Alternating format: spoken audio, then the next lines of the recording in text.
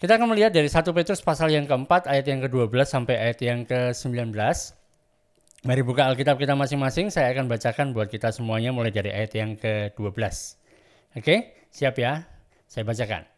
Saudara-saudara yang kekasih, janganlah kamu heran akan nyala api siksaan yang datang kepadamu sebagai ujian. Seolah-olah ada sesuatu yang luar biasa terjadi atas kamu. Sebaliknya, bersukacitalah sesuai dengan bagian yang kamu dapat dalam penderitaan Kristus, supaya kamu juga boleh bergembira dan bersukacita pada waktu Ia menyatakan kemuliaannya. Berbahagialah kamu jika kamu dinista karena nama Kristus, sebab roh kemuliaan, yaitu roh Allah, ada padamu. Janganlah ada di antara kamu yang harus menderita sebagai pembunuh atau pencuri atau penjahat atau pengacau. Tetapi jika ia menderita sebagai orang Kristen, maka janganlah ia malu, melainkan hendaklah ia memuliakan Allah dalam nama Kristus itu. Karena sekarang telah tiba saatnya penghakiman dimulai, dan pada rumah Allah sendiri yang harus pertama-tama dihakimi. Dan jika penghakiman itu dimulai pada kita, bagaimanakah kesudahannya dengan mereka yang tidak percaya kepada Injil? Dan jika orang benar hampir-hampir tidak diselamatkan, apakah yang akan terjadi dengan orang fasik dan orang berdosa? Karena itu baiklah juga mereka yang harus menderita karena kehendak Allah menyerahkan jiwanya dengan selalu berbuat baik kepada Pencipta yang setia. Nah, kita sudah membahas banyak sekali dari surat 1 Petrus ini. Mulai dari pasal yang pertama hingga sekarang sudah masuk di pasal yang keempat, dan sebentar lagi kita akan masuk di dalam pasal yang terakhir dan selesailah surat 1 Petrus. Kita melakukan pelajaran surat 1 Petrus ini memang sengaja kita membahas satu kitab. Kita tidak membahas satu topik tertentu, tapi kita lihat satu kitab dari ayat demi ayat dan kita pelajari dari sana sesuai dengan konteksnya. Jadi kita tahu sebenarnya apa sih yang mau disampaikan Tuhan melalui firman Tuhan dalam surat 1 Petrus ini. Jadi bagi teman-teman yang baru mengikuti pada saat ini dari pelajaran ini, saya himbau supaya ikutilah, coba didengarkan pelajaran mulai dari awal, mulai dari pendahuluan pasal 1, 2, 3, 4 gitu ya, supaya kita tahu ceritanya ini secara utuh bicara tentang apa. Nah, itu bisa diakses melalui YouTube channel saya. Masuk ke YouTube, cari Daniel Sugiarto. Pastikan like, subscribe gitu kan, dan juga share, oke?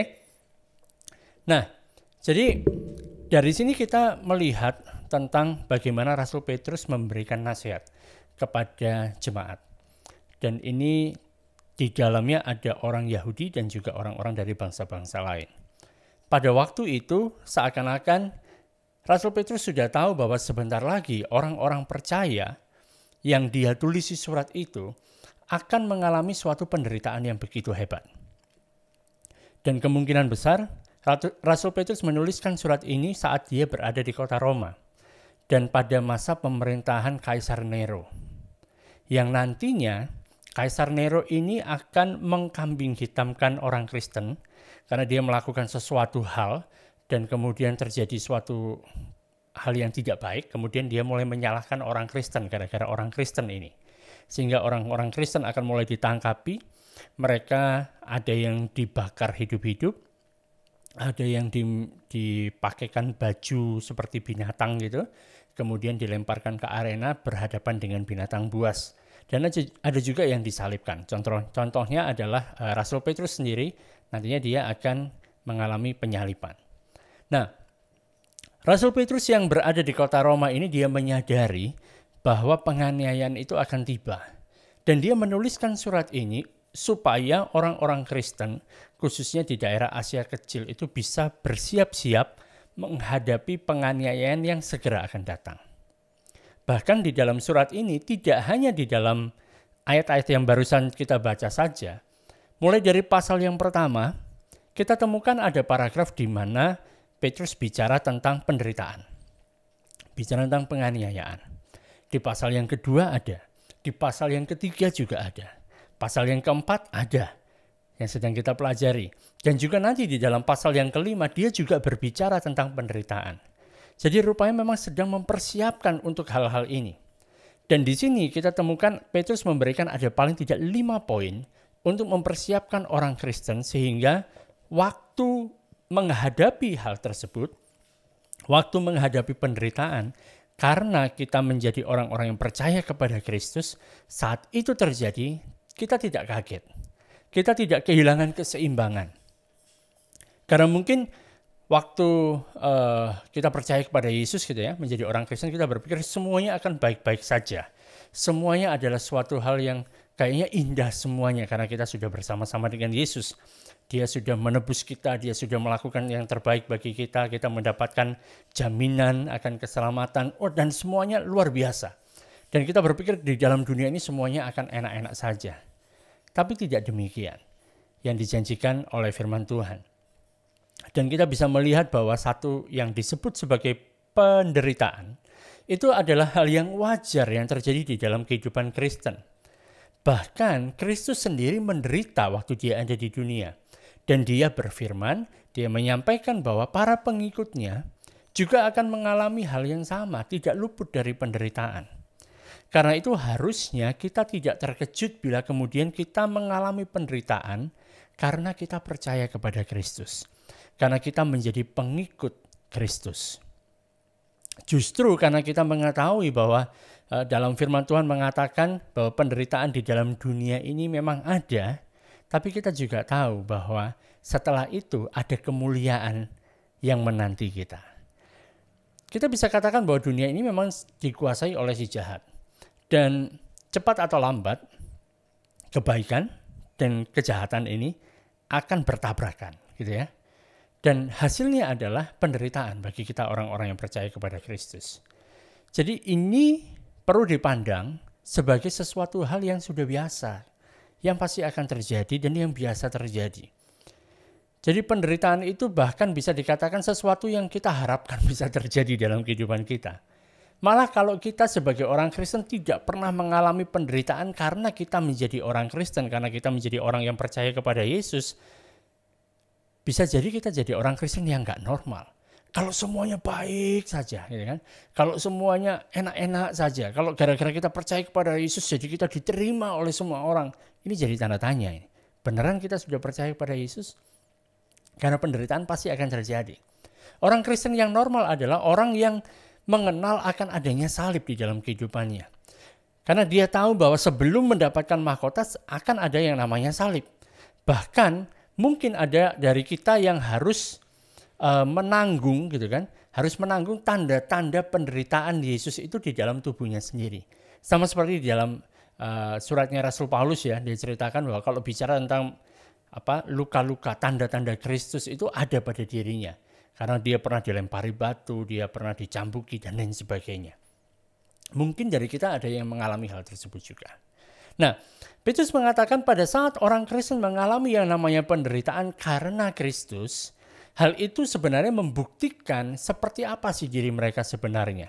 Karena ini bisa dianggap sebagai suatu ujian juga. Semacam ujian yang membuat kita bisa berjalan melaluinya, dan setelah itu kita bisa memuji Tuhan karena hal tersebut gitu loh. Itu membuktikan bahwa sebenarnya kita sebagai orang Kristen bukan hanya sekedar kita mengasihi Tuhan karena apa yang bisa dilakukan Tuhan bagi kita. Suatu hal yang wajar kalau misalnya kita mengasihi seseorang yang baik kepada kita, yang melakukan banyak hal kepada kita, yang memberi kepada kita, yang menolong kita, suatu hal yang wajar. Tapi kita akan sampai di dalam satu pemahaman, dalam satu titik dalam kasih kita adalah kita mengasihi Kristus, kita mengasihi Tuhan karena pribadinya, karena dia sendiri, karena dia adalah Tuhan. Maka kita mau mengasihi dia. Bukan karena dia sudah memberikan kehidupan yang enak, yang nyaman, yang aman kepada kita. Tapi kita mengasihi dia sebab dia adalah Tuhan di dalam kehidupan kita. Dan penderitaan itu berguna dalam kehidupan orang Kristen karena bukan hanya membuktikan tentang hal itu, tapi juga menguji bahwa pada sampai titik akhir kita akan temukan bahwa Tuhan itu selalu memberikan kekuatan kepada kita. Saat kita mengalami yang namanya penderitaan yang begitu rupa yang kelihatannya berat, katanya nggak mungkin bisa melalui semuanya ini. Tapi waktu kita lihat Kita menyadari bahwa kekuatan yang diberikan dari Tuhan itu ada. Penyertaan Tuhan itu ada. Awalnya mungkin kita merasa bahwa aku nggak mungkin bisa melewati semuanya ini. Ini terlalu berat, terlalu susah. Sudah nggak tahan lagi. Tapi justru, saudara, firman Tuhan mengatakan di dalam kelemahanlah kuasa Allah itu menjadi sempurna dalam kehidupan kita. Di ayat yang ke-12, Petrus mengatakan, saudara-saudara yang kekasih, jangan heran akan nyala api siksaan yang datang kepadamu sebagai ujian. Seolah-olah suatu yang luar biasa terjadi kepada kamu. Jadi waktu hal ini, penderitaan ini datang, itu semacam ujian saja yang biasa gitu loh. Biasa, bukan hal yang wah luar biasa sampai kita kebingungan. Enggak seperti itu. Jadi yang pertama yang mau disampaikan oleh Petrus di sini adalah supaya kita memandang suatu penderitaan itu adalah hal yang biasa terjadi di dalam kehidupan kita sebagai orang percaya, sebagai orang Kristen. Jadi pandanglah penderitaan itu sebagai hal yang biasa. Sudah biasa. Menderita, sudah biasa. Gitu kan? Karena itu adalah bagian dalam kehidupan kita sebagai orang percaya. Hal yang kedua adalah kita jangan bersedih karena ada penderitaan itu, tetapi kita bisa bersuka cita karenanya. Ayat yang ke-13 mengatakan sebaliknya, bersukacitalah sesuai dengan bagian yang kamu dapat dalam penderitaan Kristus, supaya kamu juga boleh bergembira dan bersuka cita pada waktu Ia menyatakan kemuliaannya. Saudara, saat kita mengalami penderitaan, kita bisa bersuka cita. Wah, ini hal yang luar biasa. Orang Kristen yang mampu melakukan hal seperti ini. Kalau kita mengalami penderitaan demi penderitaan, ya kan? Tantangan demi tantangan, hal-hal yang gak enak terjadi sama kehidupan kita, tapi kemudian kita masih bisa bersuka cita karena hal itu tandanya kita sudah menemukan suatu rahasia yang membuat kita bisa bersuka cita di dalam penderitaan. Nah, jadi apa yang bisa membuat kita bersuka cita di tengah penderitaan? Saat segala sesuatu itu seakan-akan mengancam kita, menghipnot kita, menekan kita, tapi kita bisa tetap bersuka cita. Kita bersuka cita itu ada alasannya, ada dasarnya kenapa kita bisa bersuka cita. Kita nggak bisa kemudian membohongi diri sendiri dan kemudian saat kita lagi sedih-sedihnya kita membohongi diri dan mengatakan aku harus bersuka cita. Ada dasarnya kenapa kita bisa bersuka cita. Dan Petrus mengatakan supaya kita bisa bersuka cita, karena kita tahu seperti apa sih masa depan kita. Seperti apa yang akan kita terima. Seperti apa yang akan diberikan Kristus kepada kita. Kita bersuka cita karena kita punya masa depan yang sudah disiapkan bagi kita oleh Kristus. Sehingga pada waktu kita berbagi di dalam bagian penderitaan yang kita dapat dalam penderitaan Kristus ini, maka kita juga bisa bersuka cita, kita bisa bergembira di dalam kemuliaannya. Dan tidak hanya itu, saudara. Tidak hanya di masa yang akan datang kita bisa bersuka cita karena kita masuk di dalam kemuliaan bersama dengan Kristus. Tapi pada saat ini juga di tengah-tengah penderitaan kita, di tengah hal-hal yang tidak baik yang sedang kita alami karena kita menjadi orang yang percaya kepada Kristus, kita juga bisa mengatakan kita bisa bersuka cita. Kalau kita menderita karena Kristus, artinya kita diberkati. Wah, luar biasa ya. Menderita karena Kristus itu artinya diberkati. Di ayat yang ke-14 dikatakan berbahagialah kamu. Dalam bahasa aslinya ini berarti diberkatilah kamu. Diberkati kenapa? Kalau kamu dinista karena nama Kristus. Kalau kamu dikata-katain karena kamu percaya kepada Kristus. Kamu itu diberkati sebenarnya, kata Petrus. Sebab roh kemuliaan yaitu roh Allah ada padamu. Kenapa kita diberkati? Karena kita memiliki penyertaan dari Tuhan yang makin nyata dalam kehidupan kita. Bukan berarti kalau kita tidak menderita Tuhan tidak menyertai kita. Enggak. Tapi pada waktu kita menderita kita benar-benar bisa menyadari. Kita bisa benar-benar merasakan Tuhan itu beneran menyertai kita. Tidak meninggalkan kita. Saudara pernah membaca kisah tentang ada 3 orang. Namanya adalah Hananya, Misael, dan Asaria. Pernah dengar ini? Mungkin nama 3 orang ini, Hananya, Misael, Asaria, agak sedikit nggak kita ingat gitu ya. Tapi kalau kita mendengar kata Sadrak, Mesak, dan Abednego, mungkin langsung ingat ya kan. Kalau membaca di dalam kitab Daniel, kita ketemu dengan 3 orang ini.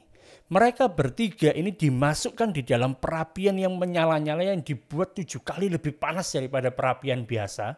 Sehingga orang-orang, bahkan orang-orang yang membawa 3 orang ini masuk ke dalam perapian itu, karena diperintahkan oleh Raja Nebukadnezar, orang-orang yang mengangkut mereka pun mati gara-gara perapian tersebut sangat panasnya. Mereka dimasukkan ke sana karena mereka tidak mau menyembah patung emas buatan dari Raja Nebukadnezar. Jadi waktu mereka dimasukkan di sana, kalau kita baca di dalam Daniel pasal yang ketiga dari ayat yang ke-24, bahwa Raja Nebukadnezar itu jadi kaget. Dia cepat bangun segera gitu kan, dan dia berkata kepada para menterinya seperti ini, bukankah tadi 3 orang yang masuk di dalam perapian itu? Dan mereka dimasukkan ke sana diikat. Bahkan di dalam ikatan itu pakaian mereka, jubahnya mereka semuanya kan, barang-barang mereka yang bisa gampang terbakar itu juga ikut diikat bersama dengan mereka. Dimasukkan ke dalam perapian yang begitu menyala. Bukankah tadi ada 3 orang? Dan para menteri mengatakan, iya Raja benar, ada 3 orang yang dimasukkan ke sana.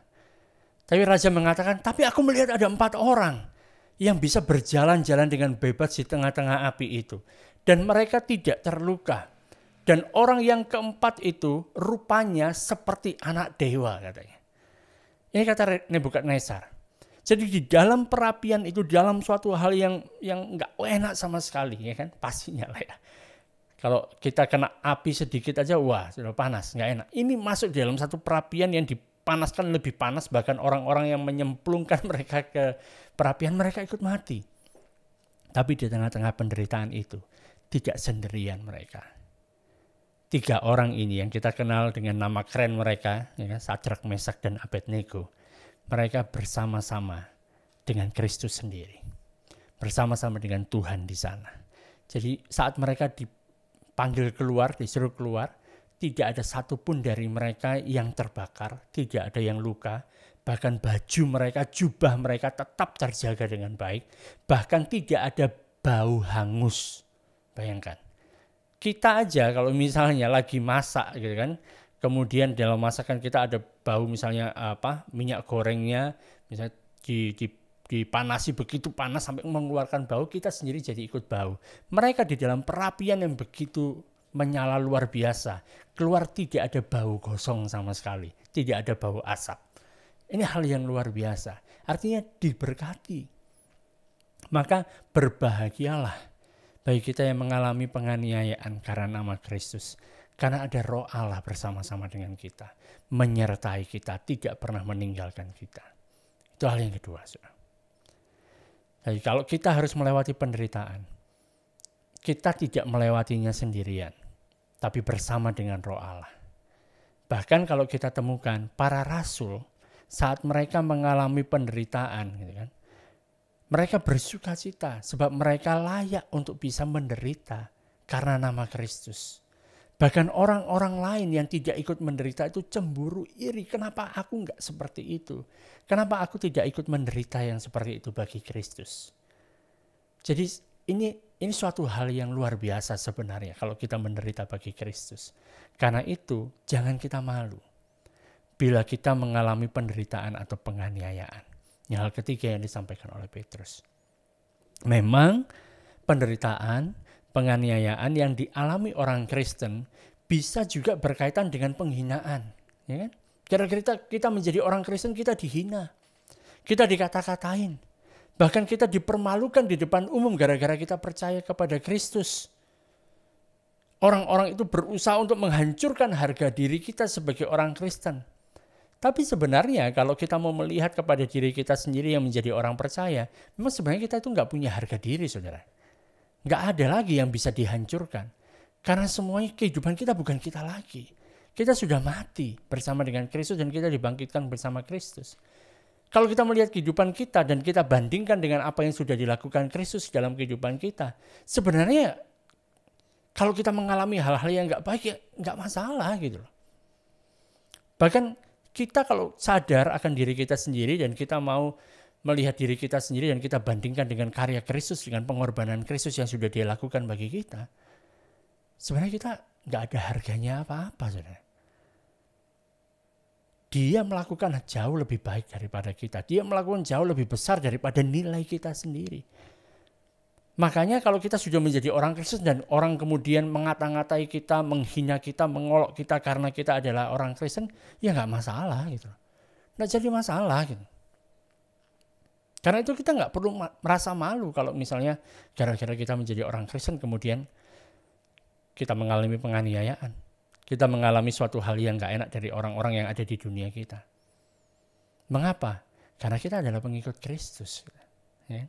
Gak perlu malu. Sebab kita adalah pengikut Kristus. Tapi jangan sampai penganiayaan atau penderitaan itu terjadi kepada kita bukan karena kita menjadi pengikut Kristus, tetapi gara-gara perbuatan kita sendiri. Gitu loh. Jangan sampai yang seperti itu. Kalau itu malu. Gitu.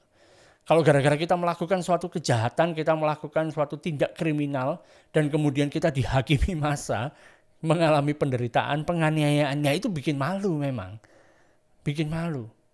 Kalau kita mengalami penderitaan itu gara-gara misalnya kita nyolong ayam gitu kan.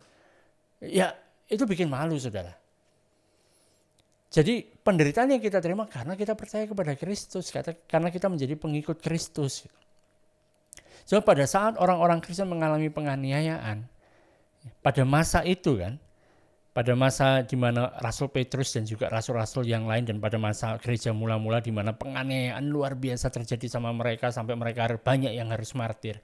Justru di tengah penganiayaan itu mereka benar-benar harus menunjukkan hidupnya itu adalah hidup yang benar. Kita sudah mempelajari tentang bagaimana Petrus memberitahu kepada mereka tentang bagaimana sikap mereka terhadap negara, sikap mereka terhadap sesama, terhadap majikan, terhadap pasangan, ya kan? Kita sudah belajar dalam pelajaran sebelumnya. Dan harus kita menampilkan suatu sikap hidup yang orang lain nggak bisa menyalahkan kita sebagai orang percaya. Hidup sebagai orang yang saleh, orang yang benar. Sehingga penganiayaan yang kita terima itu adalah gara-gara kita menjadi pengikut Kristus, makanya kita dianiaya. Bukan karena hal yang lain, bukan karena kejahatan yang kita lakukan. Dan kalau misalnya orang-orang yang mengatakan sebagai orang Kristen kemudian mereka dianiaya karena kesalahan mereka sendiri, itulah hal yang memalukan. Beberapa waktu yang lalu, saudara, waktu terjadi bencana di dalam keluarga kami, di mana rumah kami kebobolan maling, gitu ya, dan kemudian kami harus lapor ke polisi, datang ke polsek, memberikan pernyataan, kasih laporan bahwa seperti ini dan sebagainya. Waktu datang di polsek itu kita dibawa untuk masuk di dalam satu ruangan dan itu melewati satu sel, gitu kan, satu sel di mana banyak orang-orang yang tertangkap gitu disimpan diletakkan di sel itu, bukan disimpan ya. Terus di situ ada daftar namanya, saudara. Nama orang-orang yang ada di sel itu, nomor 1 sampai nomor 4950 kalau nggak salah. Jadi satu sel yang kecil, isinya banyak sekali orang. Dan waktu baca nama-namanya, sungguh memalukan. Semua nama yang ada di Alkitab itu ada di situ. Ada Matius, Markus, Lukas, Yohanes, ada Paulus pun di situ, ada Petrus di situ. Nama-nama yang seperti itu memalukan, saudara. Tapi kalau misalnya kita di penjara, kalau misalnya kita dianiaya karena kita percaya kepada Kristus, itu hal yang sangat membanggakan. Ayat yang ke-15 dikatakan, janganlah ada di antara kamu yang harus menderita sebagai pembunuh, atau pencuri, atau penjahat, atau pengacau. Kalau kita menderita, janganlah gara-gara kita menjadi orang-orang semacam ini. Tetapi jika ia menderita sebagai orang Kristen, maka janganlah ia malu. Melainkan hendaklah ia memuliakan Allah dalam nama Kristus itu. Jadi kalau karena Kristus kita dianiaya, nggak usah malu. Kalau karena Kristus kita dipermalukan di depan umum, nggak usah malu. Malah kita bisa memuliakan Allah dalam nama Kristus itu.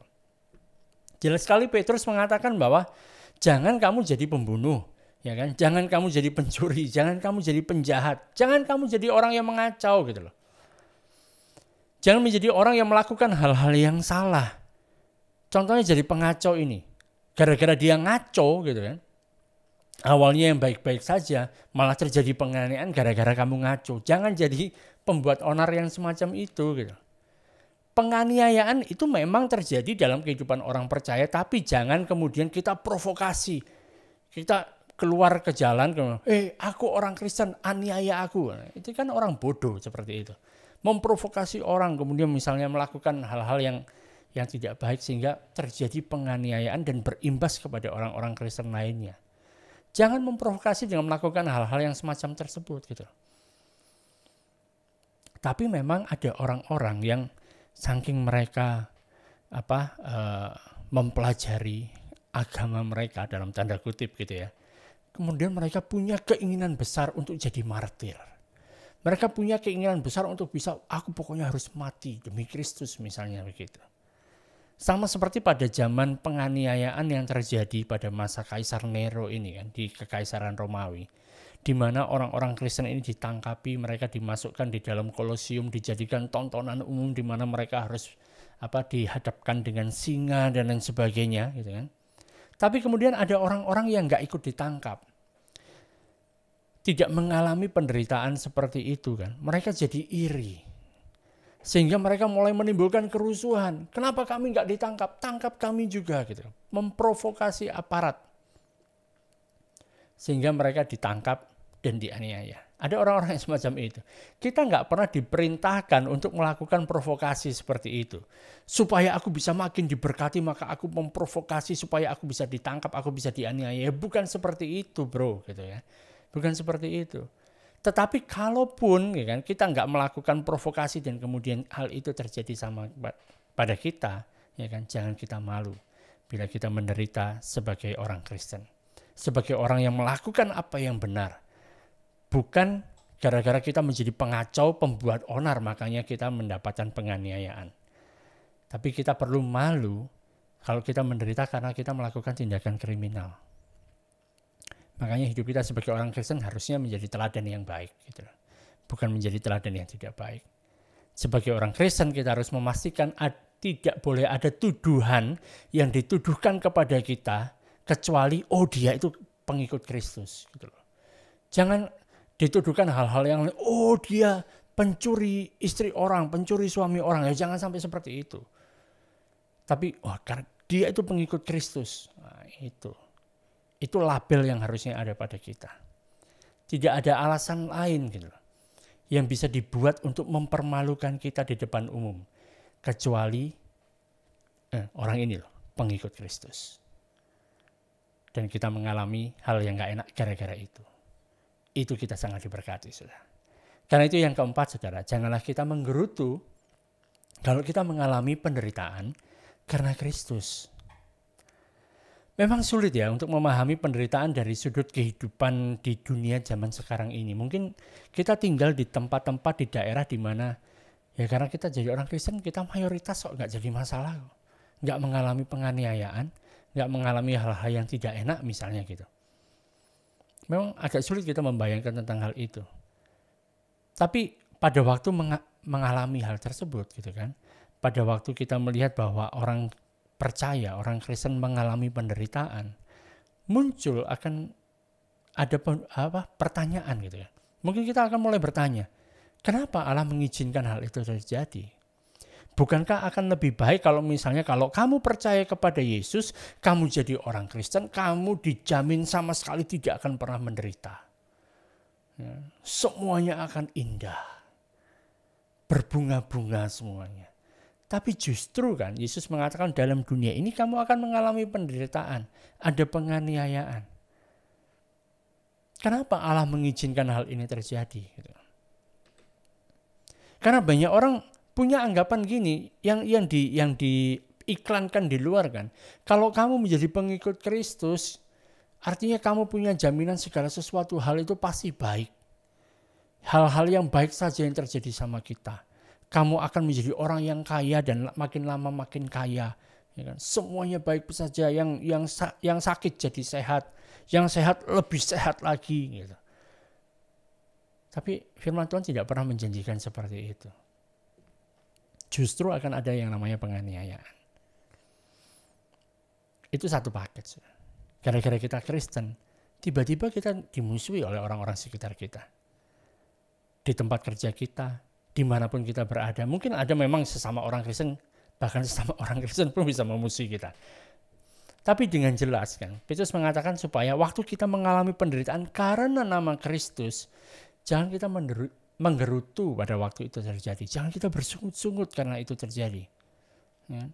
Kemudian mulai muncul pertanyaan kan, orang-orang Kristen mulai bertanya-tanya karena dia mengalami penganiayaan, mengalami penderitaan. Kemudian muncul pertanyaan, kenapa aku jadi orang Kristen jadi lebih menderita daripada orang-orang yang lain? Aku sudah kenal Kristus, aku sudah menerima keselamatan. Kok aku lebih menderita daripada orang-orang yang gak kenal Kristus?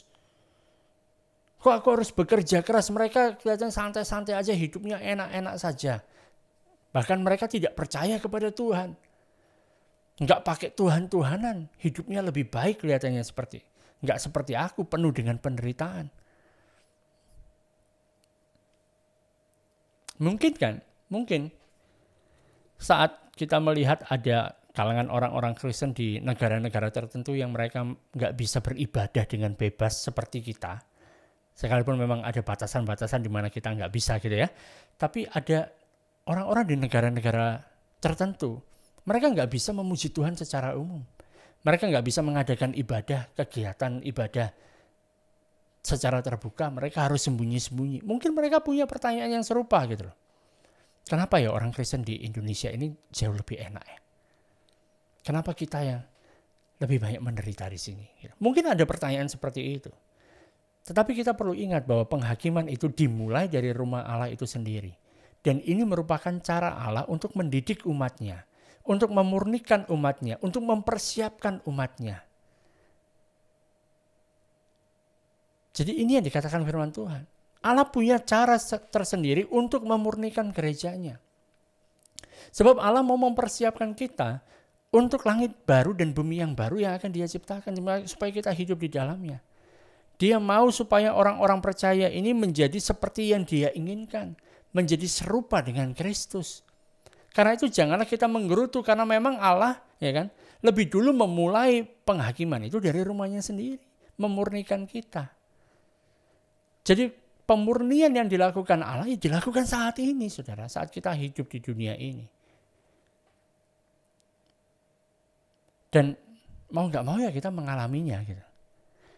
Dan saat kita melihat hal itu, mengalami hal tersebut gitu ya, mari jangan kita menggerutu. Mari kita memandang ke masa depan yang pasti akan terjadi.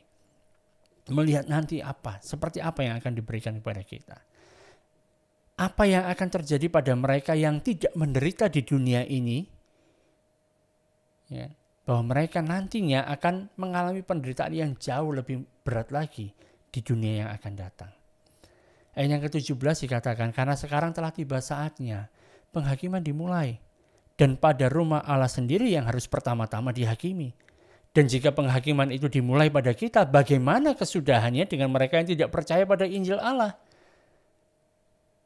Kalau sekarang aja kita mengalami penganiayaan seperti ini, kata Rasul Petrus, kan?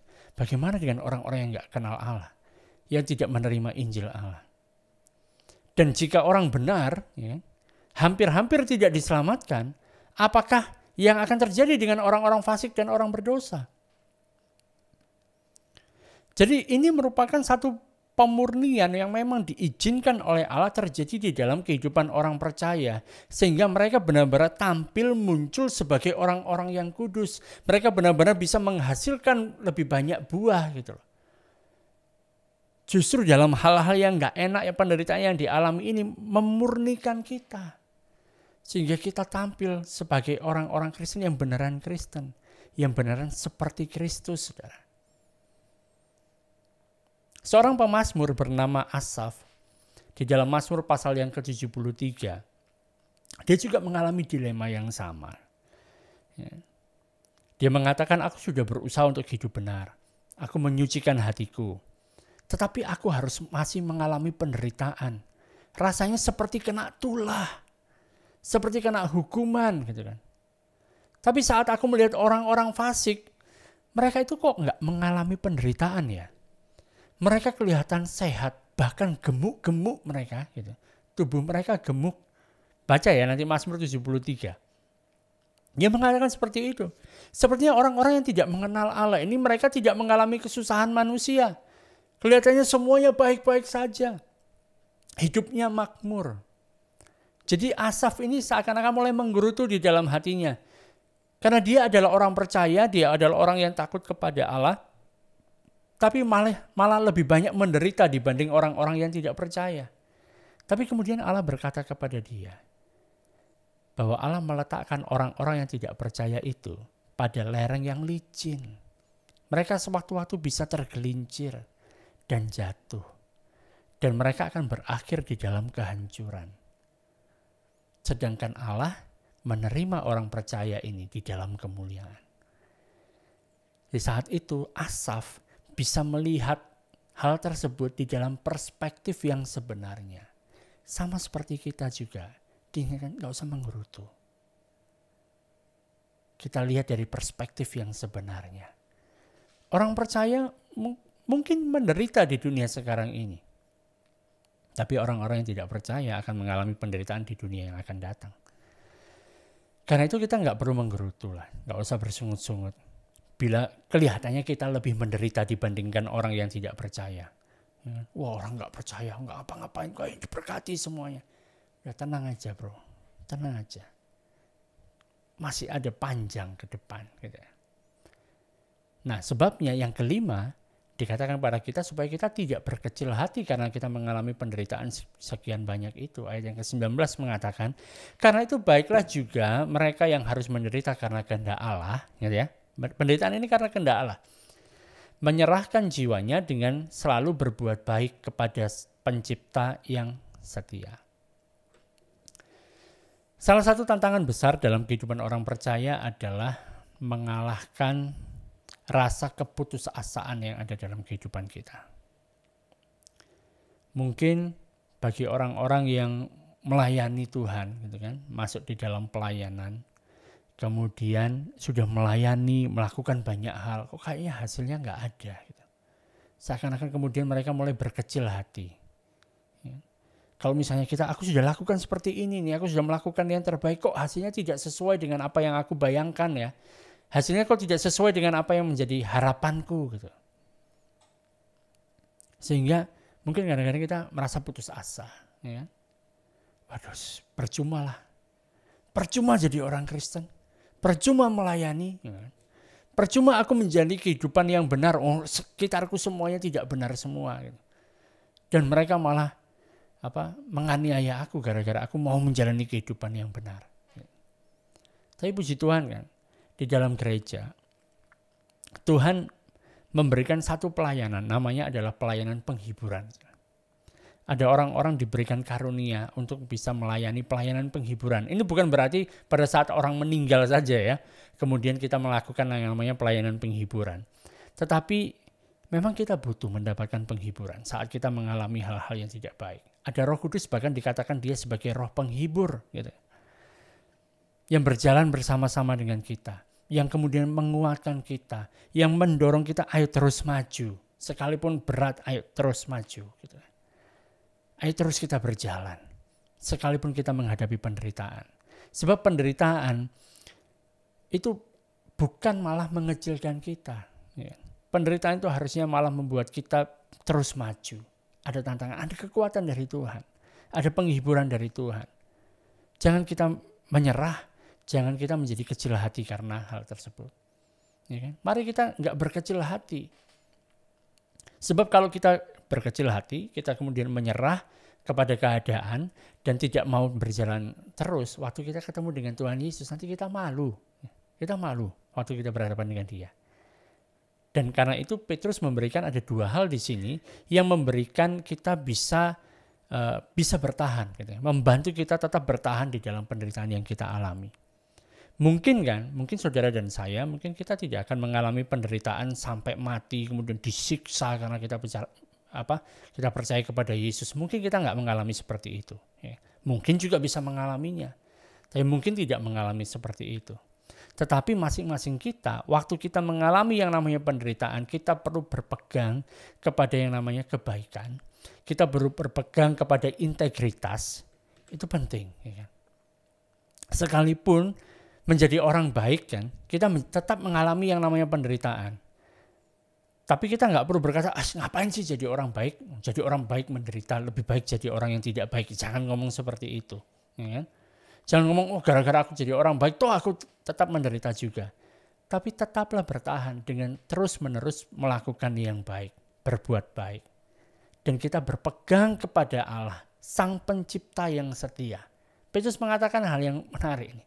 Dia mengatakan berpegang kepada Allah, Sang Pencipta yang setia. Dan ini adalah satu-satunya ayat di dalam perjanjian baru yang mengatakan Allah itu adalah Allah pencipta. Dia adalah Sang Pencipta. Allah yang menciptakan segala sesuatu. Dia yang memiliki segala kuasa, kemuliaan, kekuatan untuk menciptakan segala sesuatu. Ya kan? Bahkan dalam alam semesta ini dia yang paling berkuasa. Karena itu gak perlu kita berkecil hati. Kita bertahan dengan selalu kita melakukan perbuatan baik. Kita memegang integritas, kita menyerahkan jiwa kita kepada Sang Pencipta yang setia. Karena itu malam hari ini kita melihat ada 5 hal yang disampaikan Rasul Petrus kepada kita sebagai orang percaya. Yang mungkin akan segera masuk ke dalam penderitaan atau yang sedang mengalami penderitaan, mengalami penganiayaan. Yang pertama adalah gak usah kaget kalau terjadi penganiayaan. Kalau terjadi penderitaan karena kita percaya kepada Kristus. Yang kedua, gak perlu bersedih, tapi kita bisa bersuka cita. Yang ketiga, jangan malu. Keempat, jangan kita menggerutu karena penderitaan itu. Dan jangan kita berkecil hati. Mari kita memandang ke depan. Kita memandang di dalam kemuliaan bersama-sama dengan Yesus Kristus, Tuhan kita. Amin.